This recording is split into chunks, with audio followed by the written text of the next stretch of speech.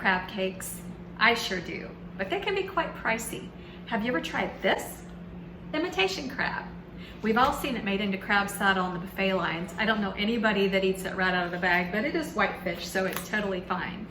I'm going to show you how to make an imitation crab cake that's totally delicious and budget friendly for your family. So let's get started. All right, I have taken that package of imitation crab and I've added it to my food processor. Imitation crab looks very much like this. It's all in here. I'm going to finely chop some dill. I think I'm going to use some of it in the crab cake, and then I'm going to take a little bit of it and save it for my zingy lemon and dill sauce that I'm going to use to go with my crab cake. So probably about a teaspoon or so in here. Dill smells so good, and dill and fish go really, really well together. And then I'm going to zest a lemon. This is a tiny one, but it's enough. And the rest of the lemon, I will use the juice for the sauce that I'm going to make to go alongside of it. Love the smell of zesty lemons. So fresh, so vibrant. That's good. And now an egg. When you make crab cake like this with imitation crab, it's almost like meatloaf. You can put anything in it, and I typically use an egg as part of the binder for my meatloaf, and I'm gonna do that with my crab cake as well. That in here. You can see that this food processor is gonna do all the work for me. All right, now we need a little bit of salt and some pepper. I'm not gonna go terribly exotic with the spices on this.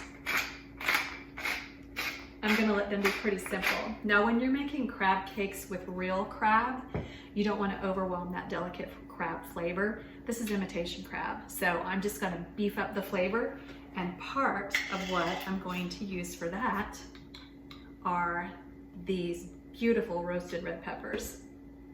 These are actually already cut in slices, or else I might just separate them a little bit, cut them a little bit to give my food processor less work to do, but I'm going to use probably about 1/3 of a cup out of this jar right there. And then 1/4 cup of panko breadcrumbs. You can use regular breadcrumbs if you want, no worries. This is an arbitrary ingredient, hot sauce, smoked chipotle hot sauce.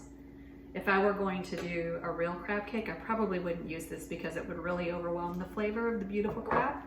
I don't have to worry about that with imitation crab. And finally, for a little moisture, some mayo. This is olive oil mayo.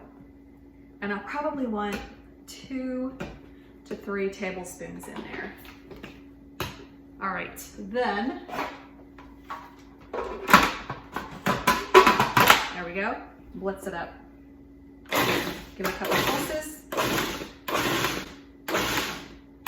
I want it to have a little bit of chunk and not be totally blended together, and I think that has exactly done what I wanted. That was what, maybe 4 pulses? And so the texture looks like this, kind of like that crab salad that you see on the buffet lines, but this is going to be cooked. It's going to be so much better than what you're used to seeing. So what I need to do is let this refrigerate, let everything kind of come together and sit for a little bit, let the panko soak up any of the excess liquids that are in there. And once it's been refrigerated for maybe 20-30 minutes, I'm going to make the patties out of it. And then to coat in panko or not to coat in panko, that is the question. Okay, I made my crab cakes into patties and they are sauteing behind me. They're about done. They're very golden on the top. I flipped them over and I made 8 smallish patties. So you could have like 2 if you wanted per portion in a family dinner. You can make them even smaller and serve them as appetizers. They'll keep nicely warmed in an oven. So let's go on with our sauce. As you recall, I had some dill left over and I put the dill and I'm gonna serve the sauce in here. We're not gonna get fancy about this. I'm gonna mix and serve everything in the same bowl. I have a little bit of mayonnaise. I like to use mayonnaise as a base when I'm making sauces, kind of like a remoulade type of thing. So a little bit of mayo. It's like I'm about out. of this, and I use olive oil mayo. I really like it. There's some good brands out there. All right, and then the lemon that I zested, and I'm gonna add just a pinch of salt here, and then I'm going to strain this lemon through my hands and get the juice in there, because the juice is gonna thin out the mayo and make this perfectly zingy sauce to go with my crab cakes. And this other lemon half. Oh, this one's a stubborn one. This was such a small lemon too, it's kind of funny. And the juice that it does have is not wanting to let it go. You know, you can roll these to kind of help them release juice a little bit better. I've heard microwaving them for just a couple of seconds helps with that. Usually you don't have that problem with lemons, it's more limes that want to go that direction. So here we go with my mayo and my lemon juice, a little bit of salt, and my dill. I'm mixing it all up in here. All right, oh, that's good. That's a little thin. I wanted to thin that out with the lemon juice, and I've done just that. Perfect, perfect. All right, let's try one of these. I'm really excited. These little crab cakes are so pretty. They're kind of pinkish because of the roasted red peppers that I had in there. I'm going to turn off my burner because those are very well done. They only have to cook a few minutes on each side. You can see how beautiful that is. And with a little bit of this sauce. All right, I'm going to dig in. Being that everything else in here is already cooked except for your egg, you just need it to heat through to get the egg cooked and just set them. And here we go.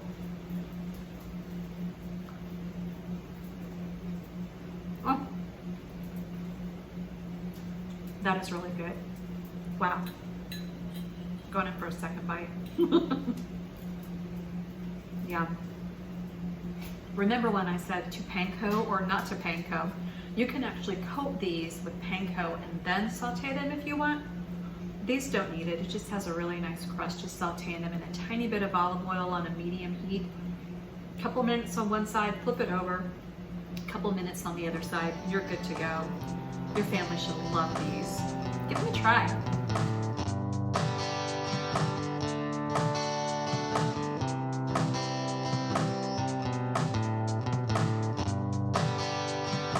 Hey friends, thank you so much for watching Taylor Kitchen. For recipes and the stories behind some of them, go to TaylorKitchen.weebly.com. Thanks again.